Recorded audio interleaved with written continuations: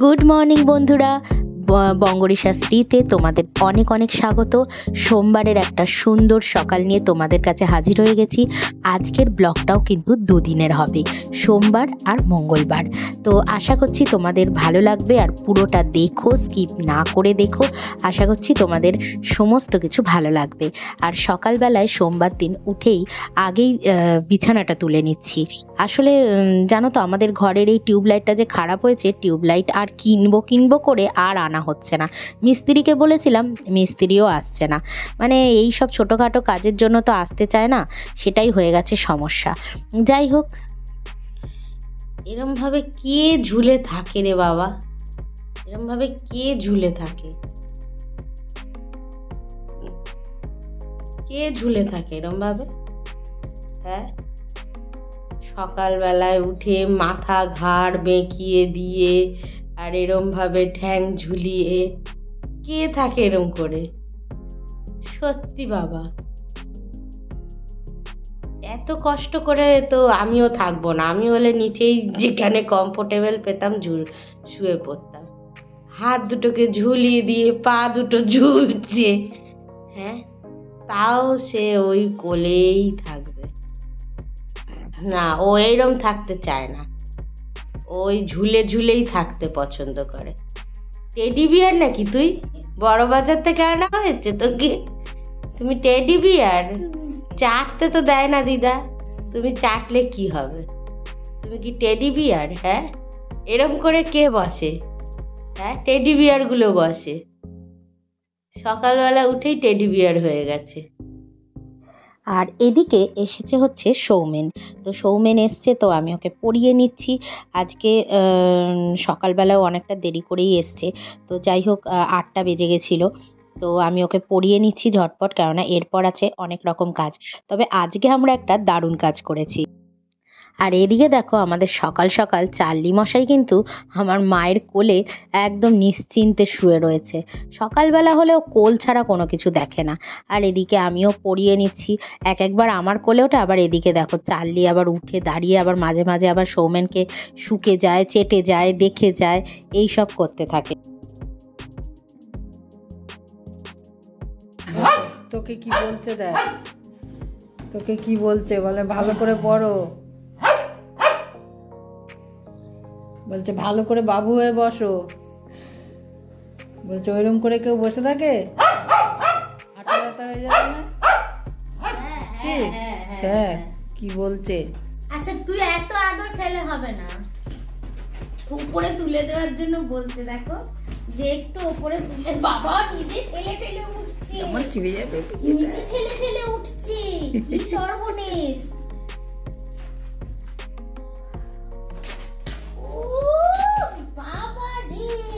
নাক চাপা দে, এই ছিঁড়ে যাবে, খাতা ছিঁড়ে যাবে। নাবি দে, নাবি দে, নাবি দে। এখন পরে পড়াশোনা হয়ে যাক, তারপর তুই বসে থাক। ফলটা থাকবে, কালকে আবার না দিলেও চলবে।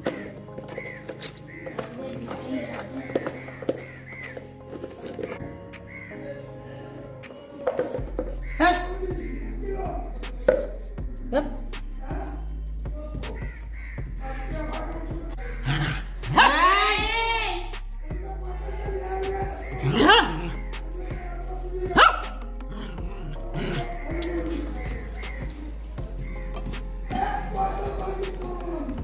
দেখছিস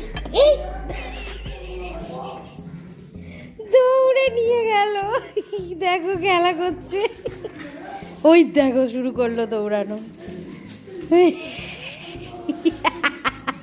কি খুশি, মাটি নিয়ে নিতে পেরেছে, কি খুশি ও। ওই দেখো, মাটি নিতে পেরেছে, তোমার থেকে বিশাল খুশি হয়ে গেছে। নিবি না? চার্লি কি অত বড় ঢেলাটা মুখে নিবি ভাবছিস নাকি তুই?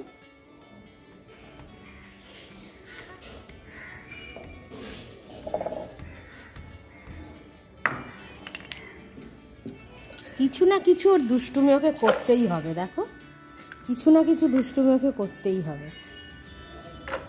রোদ এসছে এবার, এতক্ষণ একটু রোদের দেখা পাওয়া গেল। সকাল থেকে রোদের দেখাই পাওয়া যাচ্ছিল না। একদিন ছাড়া ছাড়া এখন জল দিলেই হয়ে যাচ্ছে। এখানে দেখো নতুন পুঁই শাক উঠছে, আর এই পুঁইগুলোতে মিটুলি এসছে। এই মিটুলিগুলো বড় বড় হয়ে পেকে গেলে আবার মা দানা ছড়িয়ে দেবে। সব কটায় মিটুলি এসছে।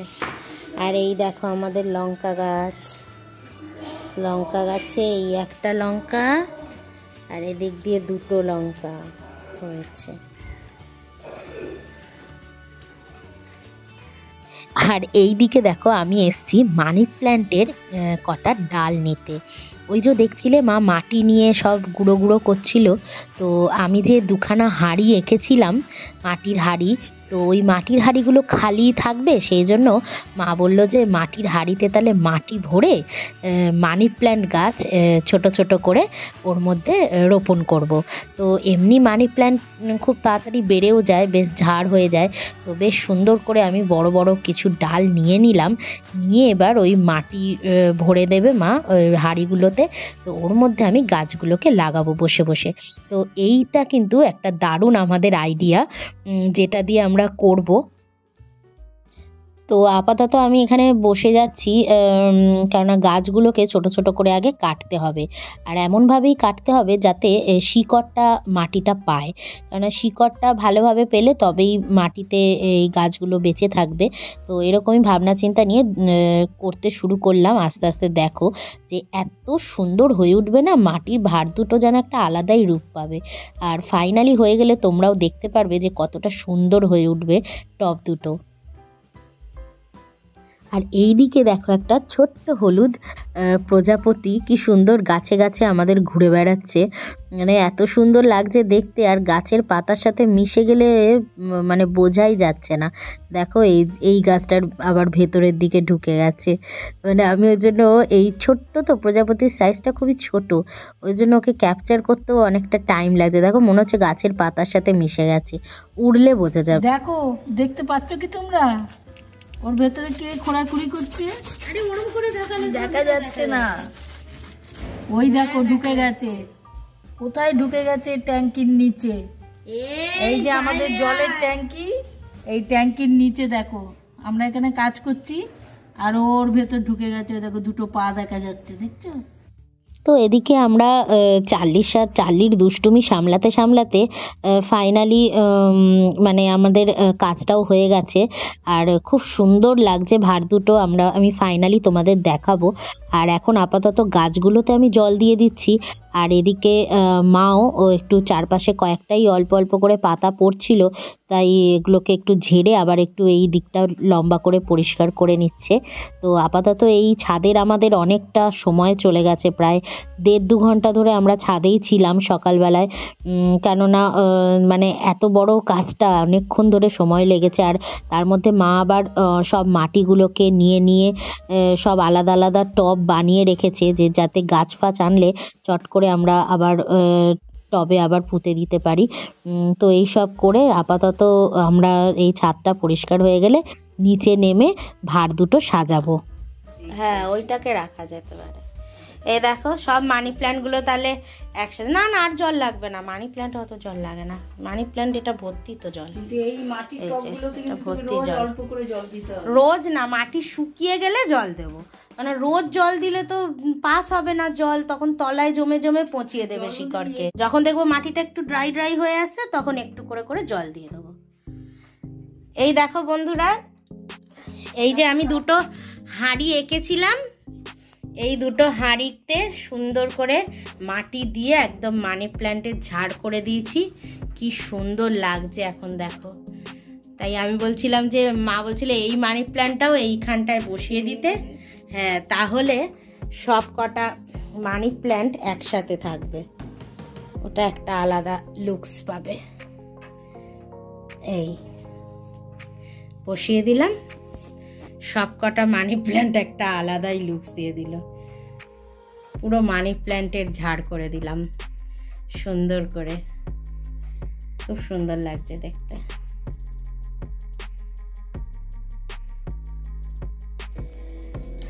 সর চার্লি, দেখো বন্ধুরা আজকে দুপুরবেলা একটু আলু আর পেঁয়াজ আরও কিছু জিনিস কিনেছি, একটু টমেটো, বেশি বাজার করিনি, ওই আলু পেঁয়াজ টমেটো এইসব একটু কিনেছি, বেগুন, হ্যাঁ বেগুন কিনেছি, লঙ্কা, হ্যাঁ ওই যেটা মানে এমার্জেন্সি দরকার ওই ধরনের বাজার একটু করে এনেছিলাম। তো ওগুলো মা একটু সাজিয়ে গুছিয়ে নিচ্ছে আপাতত।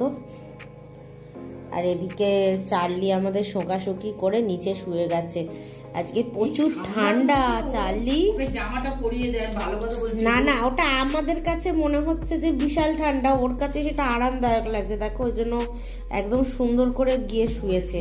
খুব ঠান্ডা। ভোরের দিন রাতে আমি পরিয়ে দেবো, রাতে ওকে জামাটা পরিয়েই শোয়াতে হবে, কেননা ও ভোরবেলাটায় প্রচণ্ড ঠান্ডা হয় ওর, আর ও খুব গুটিয়ে যায় একদম। তো সেই টাইমটায় পরিয়ে দেবো রাত্রিবেলা। আলুগুলো একটু ভালো সাইজ হয়েছে না? আলুগুলো ভালো সাইজের। দাদুকে বললাম যে বেশি ছোট ছোট দিও না বাবু, আমি তরকারিতে একটা দেবো আলু তাও ভালো, কিন্তু ছোট কাটতে খুব সমস্যা লাগে।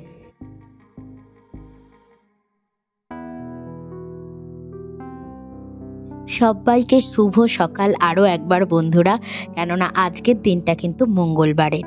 আর আজকের দিনটা শুরু হলো দেখো সকালবেলায় একটা মানে একদম স্নিগ্ধ একটা আলোর মধ্যে। গাছগুলো দেখতে এত ভালো লাগে, আর আমাদের চার্লিও কিন্তু বেশ ঘুমাচ্ছে।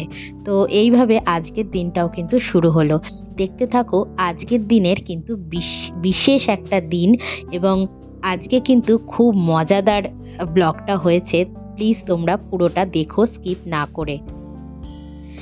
আর এই দিকে দেখো আমার এই গাঁদা গাছটায় একটা ছোট্ট কুড়ি এসছে একদম মিডিল থেকে।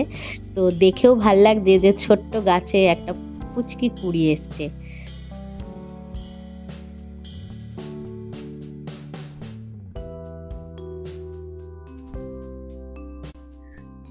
গুড মর্নিং বন্ধুরা, শুভ সকাল। এই দেখো সকাল সকাল খুব শীত পড়ে গেছে, আর চাদরটা কিন্তু এবার আমার গায়ে উঠে গেছে। কেননা অ্যাকচুয়ালি সকালবেলাটায় উঠলে না একটু ঠান্ডা লাগে, তারপর কাজে কর্মে ঘরের মধ্যে আর অত সোয়েটার চাদর গায়ে দিতে লাগে না, কেননা কাজে কর্মে এমনি মানে দরকার পড়ে না।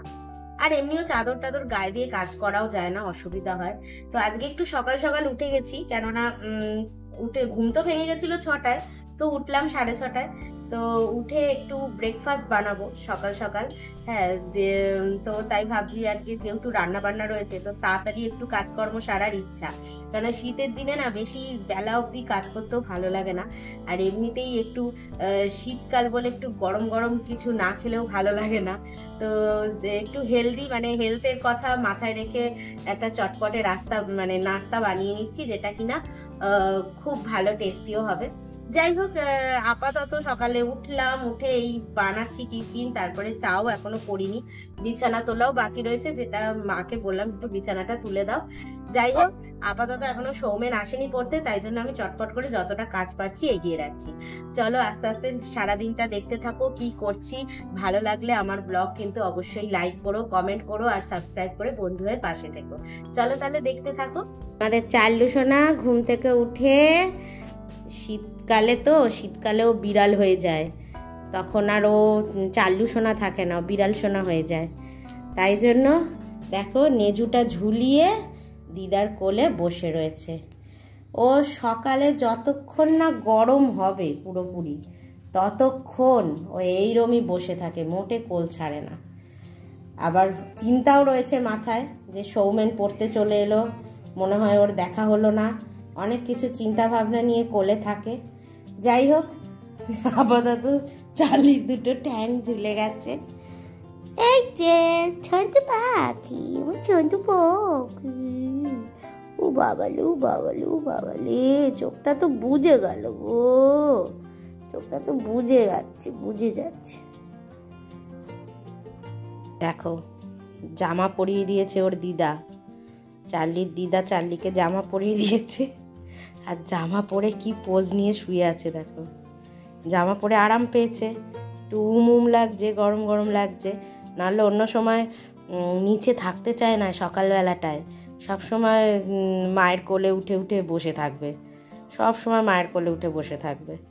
আর যেই জামাটা পরিয়ে দিয়েছে এখন একটা গরমের উম লেগেছে, ব্যাস শুয়ে পড়েছে চিৎপাত হয়ে। এই দেখো আবার ঠ্যাং নাচালো। আর আজকে আমি পড়ালাম একটু অন্য ঘরে, মানে এতদিন চার্লিকে সৌমেন খুব ভয় পেত। তো চার্লি যদিও চাটতে পারতো, সবই করতো, কিন্তু ওর হাইটের সাথে চার্লির হাইট একেবারে মিলে যেত। তো সেই জন্য ও মানে নিচে বসতে ভয় পেত। তো আজকে কি করলাম, এই ছোট আমাদের এই ঘরটা অ্যাকচুয়ালি এটা একটা মানে ড্রয়িং রুমের মতন বলতে পারো। তো এই রুমটাতে একটা টেবিল ছিলই, কারণ আমার হাজব্যান্ড এলে তো ও একটু পড়াশোনা হোক যাই হোক ল্যাপটপ নিয়ে কাজকর্ম সমস্ত এই টেবিলটায় বসে বসে করে। তো এখানটায় এনে ওকে চেয়ারের মধ্যে বসিয়ে দিলাম। আর চার্লি এসেও কিন্তু বেশ ওকে অনেকক্ষণ ধরে আদর টাদর করলো। ও কিন্তু ইউজ টু হয়ে গেল। তো এখানে বসে দুজনেই ভালোভাবে পড়াশোনাও করতে পারবো। তো একটু এরিয়াটাও সাইলেন্স রয়েছে। তো সেই জন্য যাই হোক পড়া টড়া চলছে আপাতত। আর সাথে কিন্তু এক কাপ চা নিয়ে বসে গেছি, চা বিস্কুট খেতে খেতে ওকে পড়িয়ে নিচ্ছি।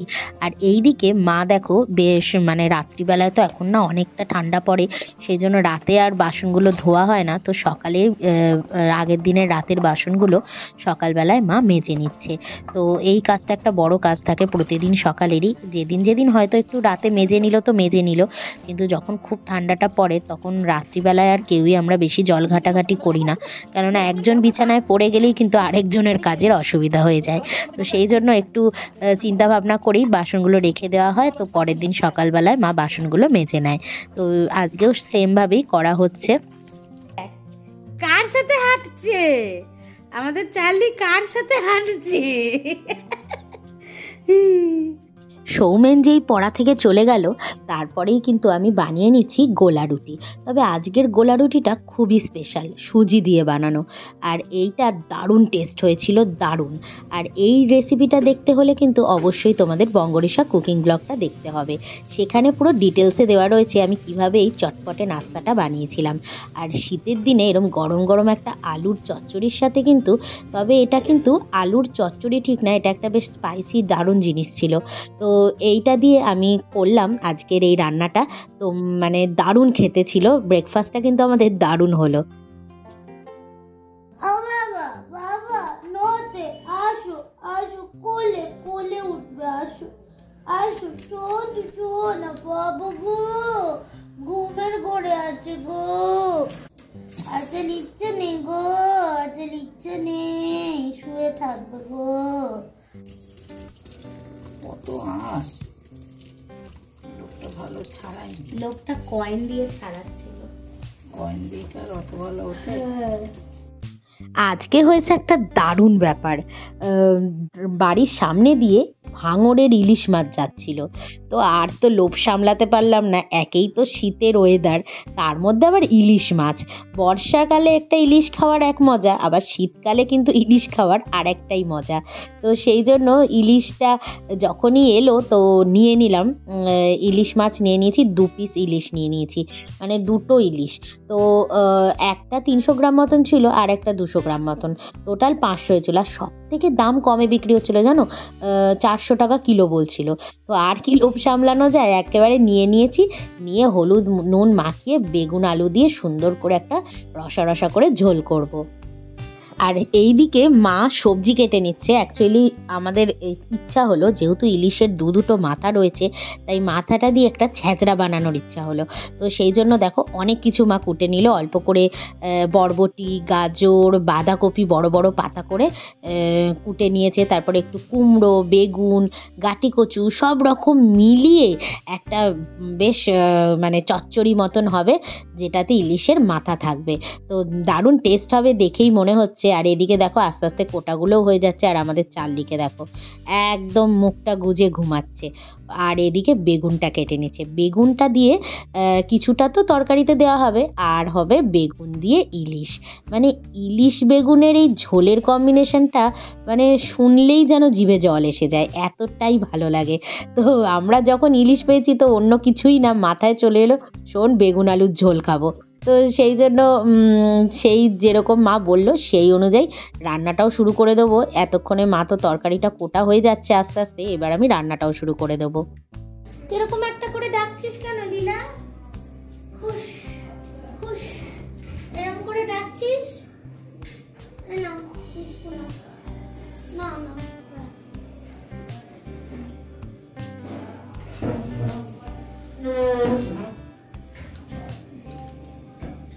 লীলার গলাটা মনে হয় ধরে আছে, ও না কাঁ করে ডাকতে পারছে না, কিরম খুশ খুশ করে কিরম একটা আওয়াজ করছে।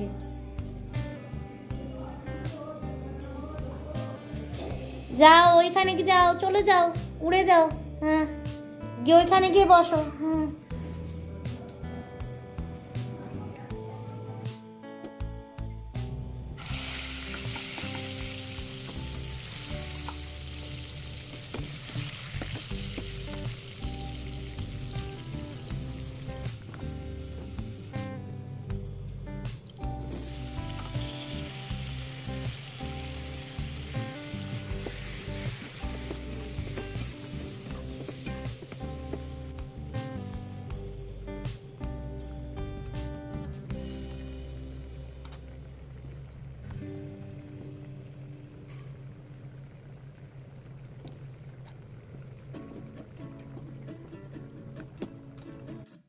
ফাইনালি দেখো বেগুন আলু দিয়ে ইলিশের ঝোলটা আমার রেডি হয়ে গেল। আর এরপর আমি ছ্যাঁচড়াটাও বানিয়ে নেব।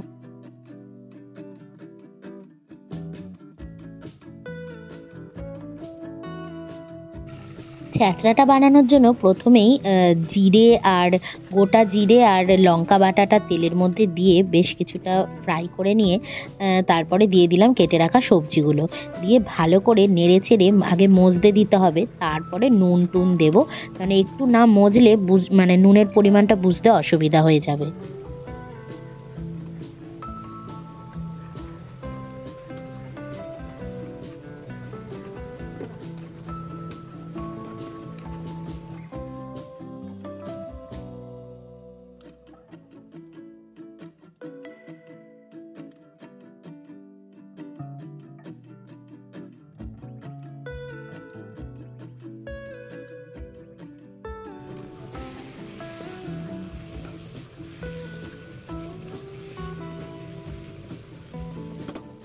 আজকের মেনুতে দেখো একদম সুন্দর বেগুন আলু দিয়ে ইলিশ মাছের ঝোল, আর এদিকে ইলিশ মাছের মাথা দিয়ে একটা ছ্যাঁচড়া, এই দুটোই আজকের জবরদস্ত। রোদই নেই দেখো বন্ধুরা, একদম হালকা রোদ।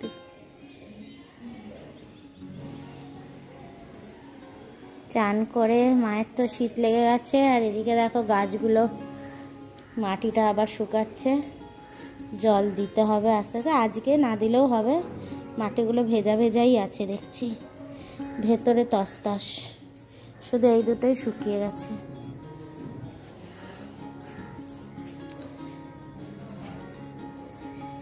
এই রোদ, হালকা হালকা রোদ আছে। আর এদিকে তো চার্লির দুষ্টামি শেষ নেই, দেখো এ ডালে ও ডালে কোথায় কি রয়েছে সব দেখবে। কিরে ছাগল, পাতা খাবি? হ্যাঁ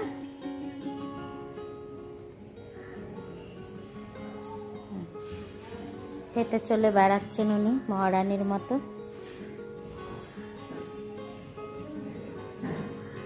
পা গুলো কালো।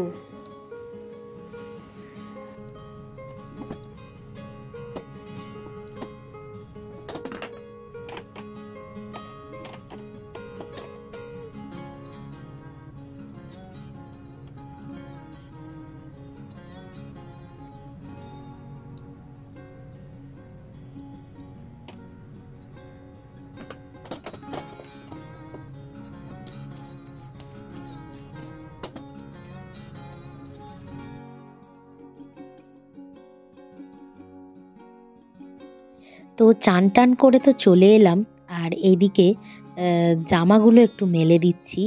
বেশ কিছু জামা আমি কেচেছিলাম, দুদিন ধরে জামাগুলো কাচবো করে কাচা হচ্ছিল না, জমে যাচ্ছিল, তো সেই জন্য কেচে দিলাম, দিয়ে একটু মেলে দিচ্ছি জামাগুলো, কেননা বেলা অনেকটাই হয়ে গেছে, প্রায় 2:30 বাজতে যায়। তো আমি সব কিছু মেলে টেলে দিয়ে তারপর নিচে গিয়ে খাওয়া দাওয়া করব।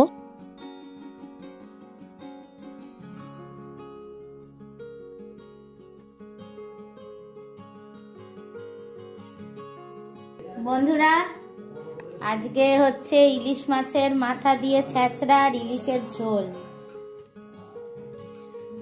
প্রথমে মাকে দিয়ে দিলাম এমনভাবেই রান্না করেছি, দুবেলার মতন করেই, আর বারবার অন্য কিছু রান্না করিনি। তাই তো চার্লি সোনা ভাতটুকু খেয়ে নাও না মামা। হ্যাঁ হ্যাঁ, এইটুকু ভাতটা খেয়ে।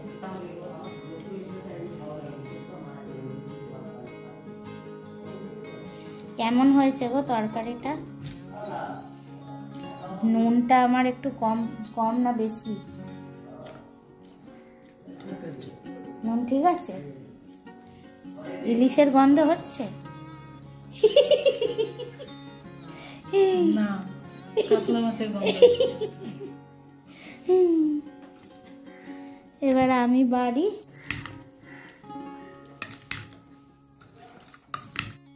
বন্ধুরা, আজকে হঠাৎ করেই শীতের দিনে ইলিশ, ভাবো, হঠাৎ করেই ভাঙড়ের ইলিশ বলে আসছিল, তাই জন্য কিনে নিলাম। 400 টাকা কিলো, 400 টাকা কিলো আর 600 টাকা কিলো। তা আমি দুখানা মাছ নিয়েছি, 500 হয়েছে ওজনে। বেশি বড় না মাছগুলো, মোটামুটি 300-200 এরকম ওজনের। তো ভাবলাম মাথাটা দিয়ে ছ্যাঁচড়া করে নিই।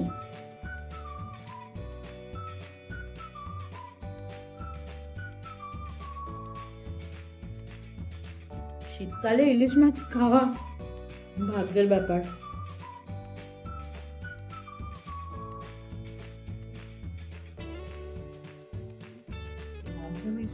হ্যাঁ, কাঁচা লঙ্কা বেটে দিয়েছি। কাঁচা লঙ্কাগুলো একদম ঝাল নেই। কতগুলো কাঁচা লঙ্কা আর জিরে একবারে বেটে নিয়েছিলাম, নিয়ে ওই ঝোলেও দিয়েছি, তরকারিতেও দিয়েছি।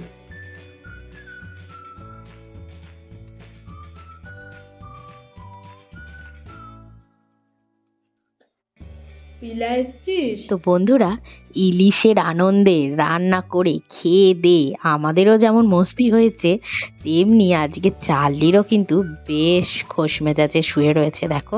আর পুরো নীল ফুলের মতন লাগছে ওকে, কেননা ঘরে আমাদের নীল রঙের একটা আলো জ্বালিয়েছি, তো মানে নীল না, ঠিক সাদা রঙের, কিন্তু ওর আলো রিফ্লেকশনটা হালকা নীলাভ টাইপের। তো আমাদের চার্লি পুরো উজালায় রং হয়ে গেছে। তো এদিকে দেখো বেলা কিন্তু গড়িয়ে সন্ধেই হতে চললো। তো আজকের দিনটা তো এইভাবে কেটে গেল বন্ধুরা। আগামী পর্বে নতুন একটা ব্লগের সাথে তোমাদের সামনে হাজির হয়ে যাব। আশা করছি তোমাদের ব্লগটা ভালো লাগবে। ভালো লাগলে please please please like, comment, subscribe করে দিও। চলো তাহলে আজকের জন্য টাটা।